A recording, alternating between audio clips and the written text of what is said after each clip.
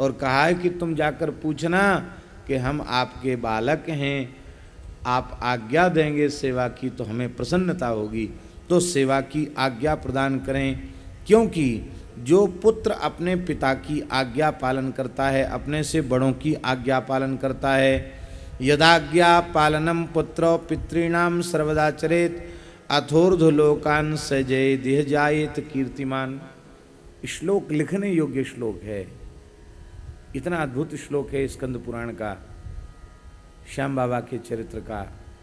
कहते हैं कि जो पुत्र जिसने निश्चय कर लिया है, प्रतिज्ञा कर ली है कि मैं अपने पिता की, अपने बाबा की, अपने ताऊ की, अपने से बड़ों की आज्ञा का कभी हम उल्लंघन नहीं करेंगे, हम सदा श्रद्धा पूर्वक पालन करेंगे।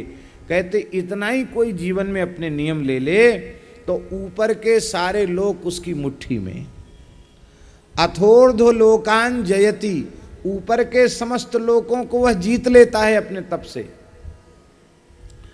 और इह जायेत कीर्तिमान, मरने के बाद तो स्वर्ग आदि लोकों को जीत लेगा और जीते जी कीर्तिमान होता है। माता पिता की कृपा जिस पर न हो उसे कीर्ति प्राप्त होती नहीं है। कथनचित पूर्व के किसी संस्कार से हो भी जाए तो फिर कीर्ति के बाद अपकीर्ति भी इतनी भयंकर होती है कि फिर वह मुख दिखाने लायक नहीं रहता। इसलिए अपने पिता माता की सेवा, उनकी आज्ञा का पालन करने वाले लोग ही स्वर्गादि लोकों पर विजय प्राप्त करते हैं और इस संसार में कीर्ति प्राप्त करते हैं। यह सुनते ही युधिष्ठिर के नेत्र भराए, रोम खिल गए। बेटा हैं, देखो क्यों न हो, तुम एक महान पतिव्रता हिडिंबा के पुत्र हो और निष्पाप भीमसेन का अंश हो, भीमसेन के द्वारा तुम उत्पन्न हुए हो, तो अपने पिता माता के लक्षण तो बालक में रहते ही हैं।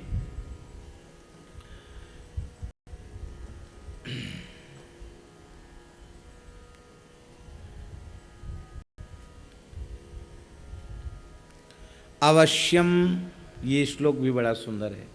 अवश्यम यादृशी माता तादृशस्तनयो भवेत्। बहुत ध्यान से सुने, पिता के संस्कारों का अधिक प्रभाव बालक पर नहीं होता है, माता के ही संस्कारों का अधिक प्रभाव बालक पर होता है।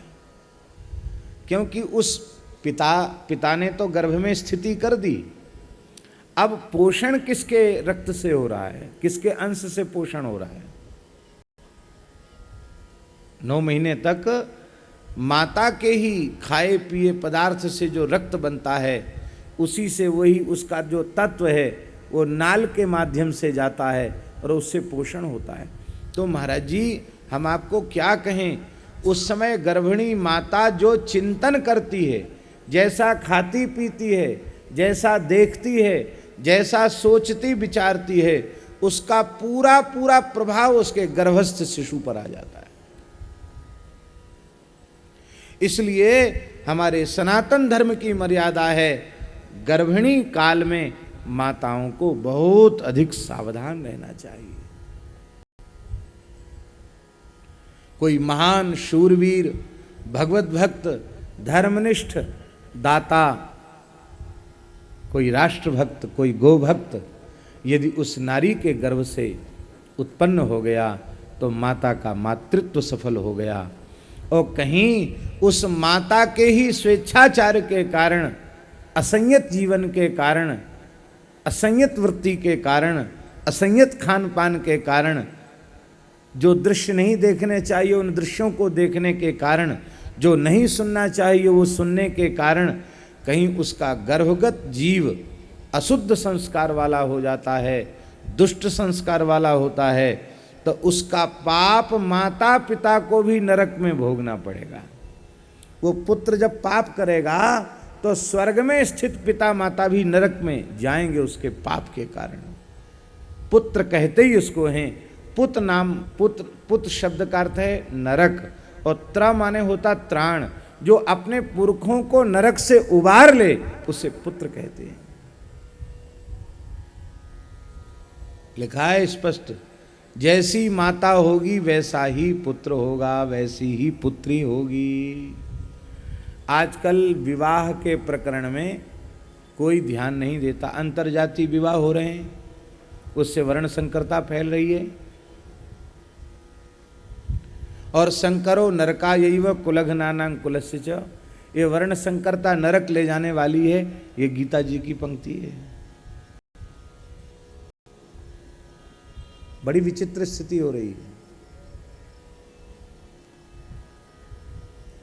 तो एक तरफ तो ये स्थिति हो रही है और दूसरी तरफ स्थिति ये है कि माताएं, पिता जो हैं उन्हें तो धन कमाने से फुर्सत ही नहीं है, परिवार में थोड़ा समय दें ऐसा अवकाश उनको नहीं है। और माताओं का जीवन ऐसा अव्यवस्थित अशास्त्रीय जीवन हो रहा है कि बालक संस्कार संपन्न कहां से आ, ये माताओं का कर्तव्य है। माताएं चाहें जैसा बालक उत्पन्न करना चाहें वैसा बालक उनको प्राप्त होगा। हमने सुना है श्री महाराणा प्रताप जब अपनी माता के गर्भ में थे तो उनकी माता ने अपने विद्वान कुलगुरु को बुलाकर संपूर्ण श्रीमद् वाल्मीकि रामायण का श्रवण किया था। उस प्रभाव से महाराणा प्रताप इतने दिव्य महापुरुष हुए। जिस समय श्री वीरवर शिवाजी अपनी माता के गर्भ में थे उस समय उनकी माता ने अपने विद्वान कुलगुरु को बुला करके संपूर्ण महाभारत का श्रवण किया था। उसके प्रताप से छत्रपति शिवाजी के जैसा पुत्र हुआ है।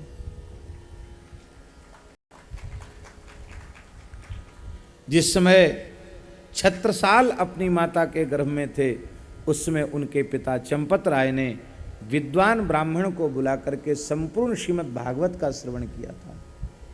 कहने का तात्पर्य यह है कि इन सब माताओं के पवित्र संस्कारों के कारण ही इनकी संतान इतनी दिव्य हुई। गर्भिणी माता को दिन में नहीं सोना चाहिए, गर्भिणी माता को असत्य नहीं बोलना चाहिए, गर्भिणी माता को ऐसे व्यक्तियों से जो पाप युक्त हों, मद्यमांस का सेवन करने वाले हों, उनसे संभाषण नहीं करना चाहिए। गर्भिणी माता को प्रत्येक पूर्णिमा को भगवान का पंचामृत लेना चाहिए, पंचगव्य लेना चाहिए। अमावास्या को पितरों को नमस्कार करना चाहिए। पर्व पर किसी पवित्र ब्राह्मण को अपने हाथ से कुछ दान करना चाहिए। नित्य रक्त पुष्प लेकर के, रक्त चंदन लेकर के पवित्र गंगा जल आदि से अथवा किसी भी शुद्ध जल से ताम्र पात्र में भर करके गर्भिणी माता को नित्य सूर्य नारायण का अर्घ्य देना चाहिए, जिससे उसके गर्भ में स्थित बालक हो या बालिका उस सूर्य के समान तेजस्वी हो। केवल भारतीय देशी गाय के दूध दही घृत का ही व्यवहार करना चाहिए। अन्न थोड़ा कम खाए, रस से स्निग्ध पदार्थ अधिक खाए और शरीर से चलना फिरना भी चाहिए, थोड़ा श्रम भी करना चाहिए, जिससे गर्भगत बालक और अधिक पुष्ट हो।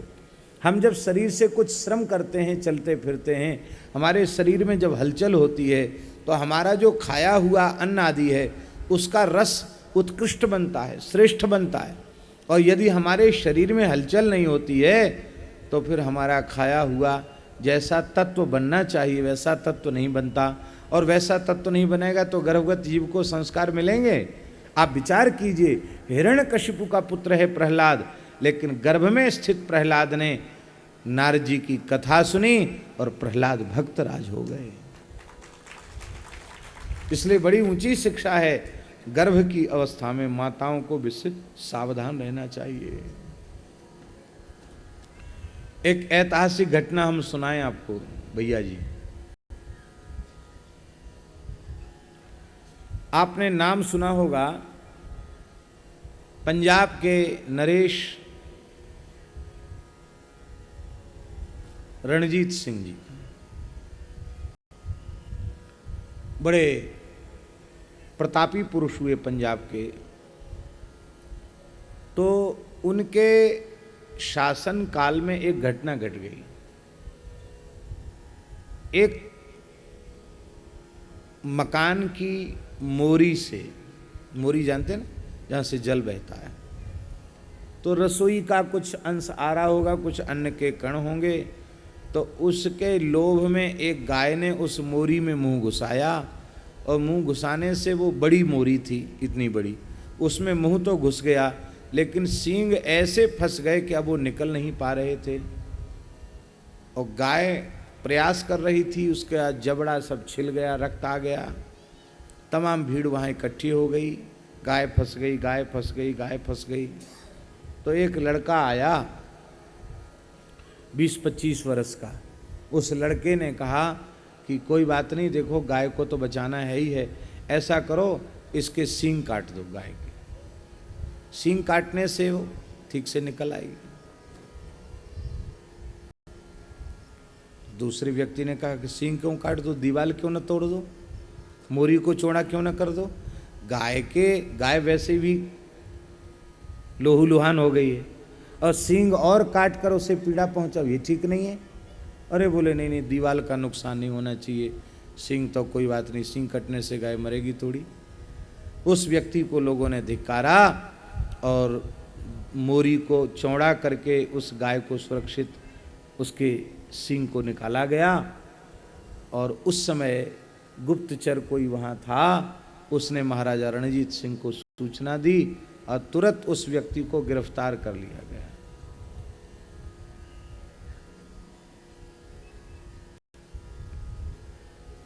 राजा ने कहा इसकी मां को बुलाओ। महाराज ने कहा, उस युवक की मां को बुलाया गया।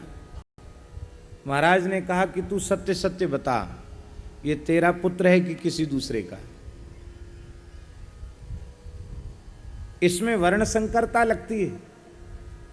हमारी प्रजा में कोई ऐसा व्यक्ति नहीं है जिसके चित्त में गाय के प्रति ऐसी भावना हो। तू सत्य सत्य बता, ये किसका पुत्र है? उसने शपथ पूर्वक कहा, महाराज मैं एक कुलवधू पतिव्रता नारी हूं, मेरे पति के द्वारा ही मुझे यह प्राप्त हुआ है, ये मेरा पुत्र है। बोले तुम्हारा पुत्र होकर इसमें ऐसी प्रवृत्ति क्यों कि गाय के सींग काट दो?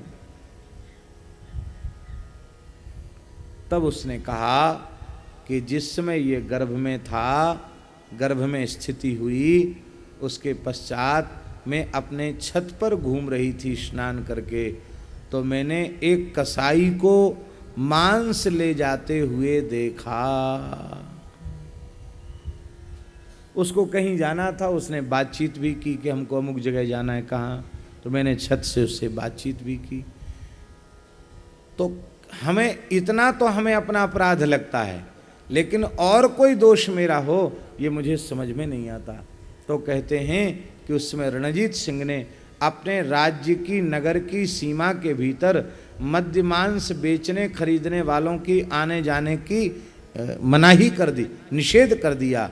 और माताओं के लिए अपने समय में एक कानून जारी कर दिया कि माताएं जब गर्भिणी हों, उन्हें देखना हो तो अपने पति का मुख देखें, अपने पूज्य महानुभावों का मुख देखें, और नहीं तो दर्पण में अपना ही मुख देख लें, वे किसी पर पुरुष का दर्शन न करें। ये रणजीत सिंह ने आदेश जारी किया। आप सोचो, एक कसाई को मांस ले जाते हुए देखा और उससे बातचीत हो गई, उतने का प्रभाव गर्भगत बालक के ऊपर आ गया। अब मैयाएं सिनेमा देख रही हैं, होटल में जाके भोजन कर रही हैं, अश्लील दृश्य देख रही हैं, अश्लील गीत सुन रही हैं, तो बालक ध्रुव प्रहलाद कैसे कहाँ से पैदा होंगे? उस सिनेमा देख देख कर सब एक्टर ही पैदा होते हैं, कोई भक्त पैदा नहीं होते। उससे तुम्हारे मातृत्व की सफलता नहीं है, तुम्हारे परिवार की सफलता नहीं है, हैं? आहा, श्री मलुकदास जी का दोहा है, बहुत प्यारा दोहा। आजकल सुंदरियों का वो होता ना, क्या कहते हैं, प्रतियोगिता, सौंदर्य प्रतियोगिता, किसके सिर पे ताज रखा जाएगा। अखबार में कभी कभी फोटो भी आते हैं कि उस पे ताज रखा गया। लेकिन मलुकदास जी महाराज घोषणा कर रहे हैं, संसार की सबसे सुंदरी माता कौन? मलूक सो माता सुंदरी, मलूक सो माता सुंदरी, जहां भक्त अवतार। मलूक सो माता सुंदरी, जहां भक्त अवतार। बिना भगत बांझे भई जन्मी खरकतवार। एक भक्त को जन्म नहीं दिया तो गधों को पैदा किया उसने, मनुष्यों को जन्म नहीं दिया। सोई पूत सपूत है, जो भगति करे चित लाए। जरा मरण ते छुटी परे, हरिपद पहुँचे जाए। इसलिए अवश्यम यादृशी माता, तादृशस्तनयो भवेत्। माता च ते भक्तिमती, दृढ़ं नस्त्वं च तादृशा। इसलिए आजकल विवाह के प्रकरण में लोग विचार नहीं करते। विवाह के प्रकरण में पितृकुल पवित्र होना चाहिए, ठीक है, पर उससे अधिक मातृकुल की पवित्रता पर विचार करना चाहिए। जो कन्या हमारे यहाँ बहू बनकर आने वाली है, उसका खानदान कैसा है, उसके माता पिता कैसे हैं, उसका ननिहाल पक्ष कैसा है। भैया जी को तो पता है, पहले इन सब बातों पर विचार किया जाता था कि नहीं? मामा नाना का पक्ष सब विचारा जाता था, कई कई पीढ़ी तक विचार किया जाता। अब विचार नहीं करते। अब विचार नहीं करते तो उसका दुष्परिणाम समाज के सामने है।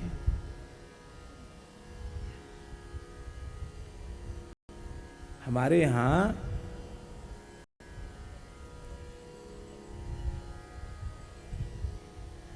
ज्ञानेश्वर जी पुरुषार्थ चतुष्टय में काम को भी पुरुषार्थ माना है। पुरुषार्थ का तात्पर्य वो हेय नहीं है, वो त्याज्य नहीं है, वो उपादेय है। कब? बोले जब वो शास्त्रानुशासित हो, शास्त्रानुकूल हो, शास्त्रानुशासित हो। शास्त्रानुशासित शास्त्रानुकूल काम निषिद्ध नहीं है, वो काम पुरुषार्थ है। शास्त्रानुकूल काम हमें निष्कामता की ओर ले जाता है। गृहस्थाश्रम बंधने के लिए नहीं है, गृहस्थाश्रम भी छूटने के लिए है। भैया बड़े भाग्यशाली हैं गृहस्थ। 3 आश्रम उनसे सेवा लेते हैं। ब्रह्मचारी सेवा लेते हैं, वानप्रस्थी सेवा लेते हैं, यति सेवा लेते हैं। 3 आश्रम सेवा लेते हैं और सेवा करता कौन है? गृहस्थ। तो गृहस्थाश्रम को इसीलिए श्रेष्ठ कहा गया क्योंकि सबकी सेवा का सौभाग्य परमात्मा ने उसे दिया है। और दूसरे की सेवा न करे, अपनी पेट भरने में लगा रहे, कई कई पीढ़ियों के लिए धन इकट्ठा करने में लगा रहे, तो यह उसका दुर्भाग्य है। कितनी सुंदर योजना भैया जी के मन में श्याम बाबा की प्रेरणा से आई है कि प्रत्येक भारतवासी व्यक्ति 1 रुपया प्रतिदिन गाय के लिए निकाले। बहुत अच्छी बात है। परिवार में 5 सदस्य हैं तो 5 रुपये, 10 सदस्य हैं तो 10 रुपये।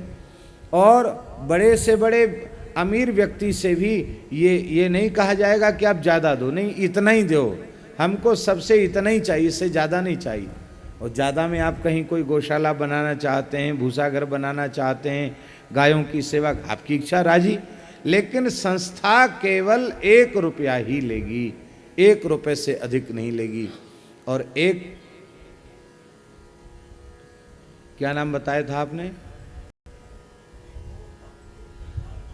श्री गोभक्त परिवार महासंघ भारत नेपाल। आपका विचार है कि श्याम बाबा से कम 10 करोड़ लोग जुड़े हुए हैं, वेले सब लोग एक झंडा के नीचे इकट्ठे हों, और जब 10 करोड़ होंगे तो 80-85 करोड़ हिंदू भी उसके नीचे होंगे। और हम समझते हैं कि जब ऐसा पवित्र कार्य भगवत संकल्प से आरंभ हो जाएगा तो कोई भी गाय रोड पर खड़ी नहीं दिखाई पड़ेगी, कचड़े के ढेर पर खड़ी नहीं दिखाई पड़ेगी, भूख प्यास से तड़फती नहीं दिखाई पड़ेगी, वह सुंदर गो सदन में होगी और प्रेम से सेवा प्राप्त करती होगी। बहुत पुनीत कार्य है। हम पढ़े लिखे लोगों का आह्वान करते हैं कि इस काम में लग जाइए। बहुत अच्छी आपकी योजना है कि उसका एक कोष बनाया जाएगा और वह धन कोष में ही जमा होगा। भारतवर्ष की सभी गौशालाएं जो पंजीकृत हैं और कुछ ऐसी भी जो पंजीकृत नहीं है, चल रही हैं, तो उनका पंजीकृत और बिना पंजीकृत गौशालाओं का नामांकन होगा और वह एक प्रकार से भारतवर्ष की समस्त गौशालाओं का एक बड़ा संगठन होगा। और फिर देश में जहाँ जहाँ जिस प्रांत में जहाँ गौ सेवा की आवश्यकता है, गाय के चारा पानी दाने की व्यवस्था, शेड की व्यवस्था, अथवा जो भी गौ सेवा के लिए उपयोगी व्यवस्था है, जो आवश्यक व्यवस्था है, वो सर्वे करने के बाद 2 व्यक्ति संस्था के सर्वे करेंगे और उसके अनुसार वे वहाँ उस सेवा की व्यवस्था कराएंगे। तो केवल किसी एक गौशाला नहीं, भारतवर्ष की सभी गौशालाओं की सेवा भगवत भाव से हो, ऐसा विचार आपके मन में। ये विचार तो बहुत श्रेष्ठ है, होना ही चाहिए, किंतु हमारी एक प्रार्थना और है, वो ये है कि जिनके पास थोड़ी भी सामर्थ्य है, घर में अवकाश है, जिनके पास खेती की भूमि है, वे गोवंश अवश्य रखें और हो सके तो गो आधारित कृषि करें, गोबर से आधारित कृषि करें, क्योंकि गौशालाओं का निर्माण गोवंश के संरक्षण संवर्धन की समस्या का समाधान नहीं है, ये मजबूरी है। समाधान है हर व्यक्ति गोपालक बने, यही समाधान है। देश की कृषि गो आधारित कृषि हो, यही समाधान है। अब क्या कहें, हमें कहना तो नहीं चाहिए, लेकिन चलो कह देते हैं, हमारे मन में कोई बात छिपती नहीं है। हमारा स्वभाव है, संतों की सभा हो, कोई धार्मिक आध्यात्मिक सभा हो, तो वहाँ तो यथासाध्य पहुँचते हैं, लेकिन कोई पार्टी की सभा हो, किसी नेता की सभा हो, किसी अभिनेता की सभा हो, तो नेता अभिनेताओं से अपना कोई लेना देना नहीं है, सामने की राम राम है, बाकी कोई उनसे हमारा कोई नाता रिश्ता नहीं है। ठाकुर जी के नाते, गाय के नाते प्रेम है, नहीं तो हमारा आपसे क्या लेना देना है। तो कल से ही बहुत दबाव आग्रह था कि प्रधानमंत्री जी विचार कुंभ में आ रहे हैं। एक अखिल भारतीय विद्यार्थी परिषद का एक कार्यक्रम भी हमारी विशेष सन्निधि में रखा था, करीब 5000 छात्र आए थे, उनको संबोधित करना था, लेकिन हम उसमें भी नहीं गए। पर कल बहुत आग्रह हुआ और आज सवेरे एक अधिकारी आकर बैठ गए, बोले हमको निर्देश मिला है कि महाराज जी को किसी भी स्थिति में लेके ही आना। ठीक, तो यद्यपि वहाँ 9 बजे पहुँचने का था, हम तो 10 बजे खालसे से चले वहाँ पहुँचे और बड़ा अच्छा वक्तव्य मुख्यमंत्री जी का, प्रधानमंत्री जी का बहुत अच्छा वक्तव्य रहा। अब हम लोगों को प्रवचन करने की आवश्यकता नहीं है, क्योंकि नेता ही बहुत सुंदर धार्मिक आध्यात्मिक भाषण भी देने लगे हैं, तो अब विशेष आवश्यकता नहीं रही। लेकिन बड़े दुख के साथ हम ये बात कह रहे हैं, उस विचार की गोष्ठी में दूर दूर तक कहीं गाय या गो आधारित कृषि की चर्चा नहीं थी।